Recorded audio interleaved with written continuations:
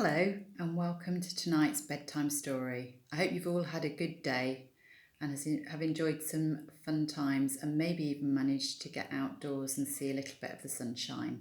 The story we're going to have this evening is about Jesus feeding the 5,000.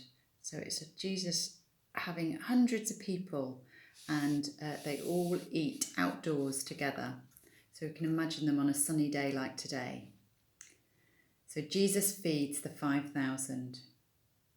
This story is about a miracle. If you don't know what a miracle is, you should by the end of this story. Jesus had sent the 12 disciples out into the country and he gave them the power to help heal sick people and to tell everybody about God's love. When the disciples returned, they met with Jesus to tell him about all the people they had talked to and they had healed. They were all very excited to tell Jesus about their adventures. The problem was, people followed the disciples so that they could find Jesus. They'd seen the miracles he'd done and they wanted to see more. But Jesus knew the disciples wanted to talk to him. They hadn't even had a chance to eat yet. So he said to them, "Come with me and we'll find a quiet place to rest and have some time to talk." So they went away by themselves in a boat to a quiet place. But many people saw them leaving and recognized them and ran after them on the land. The boat Jesus and the disciples were in was slowed down because it was windy. So the people actually got to the other side of the shore before them. When Jesus and the disciples arrived, they noticed a huge crowd. Jesus felt love for these people because he knew they needed a teacher and they wanted to hear what he had to say. He knew that the disciples would understand, so he began teaching the very large crowd about many things. It was starting to get late in the day, and none of the people had had any supper yet. The disciples came to Jesus and said, "There's no food around here and it's already getting late.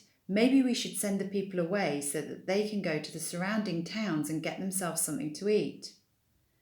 But Jesus replied, "You give them something to eat."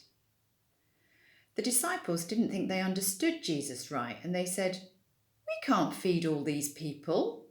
We'd have to work for almost a whole year to pay for all the food." While the disciples were talking to Jesus, one of the disciples, named Andrew, noticed a small boy walking by with a small lunch. He stopped the boy and asked him what he had. He quickly ran over to where the disciples were talking to Jesus and said, "Here is a boy with 5 small loaves of bread and 2 small fish. But how far will they go among so many people?" Jesus smiled and said, "Ask everyone to sit down." There was lots of grass to sit on, so everyone was seated, all 5,000 of them. After everyone was seated, Jesus took the loaves of bread and he thanked God for it. Then the disciples passed around the bread and everyone could take as much as they wanted. He did the same with the fish. Remember, these were 5 small loaves of bread and 2 small fish. Only enough for a boy to eat. There were 5,000 people all eating this boy's small lunch, and they could eat as much as they wanted. There were probably more than 5,000 people. It's a lot of people. After everyone was full, Jesus asked the disciples to gather all the food that was left over so nothing would be wasted. After they had put all the baskets of food, they counted them up. There were 12 baskets still full with some bread and fish from the little boy's small lunch. His small lunch barely filled one of the baskets before Jesus touched it. And that is a miracle. After the people realised what had happened, they said to each other, "This must be an important person sent from God." He was much more than that. He was God's Son. And he showed us that in this miracle that we've just heard about. I like that story. It always makes me think not only about how amazing Jesus is and the things that he did, but it also makes me think that sometimes when we think that we haven't got very much of something, or we really want to keep something for ourselves, if we share it and we share it around with other people, then everybody benefits and we enjoy it far more because everybody has something from it. And I think that is one of the important things that I always think about when I hear that story.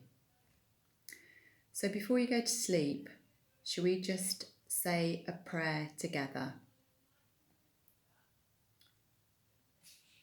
Our Father, who art in heaven, hallowed be thy name.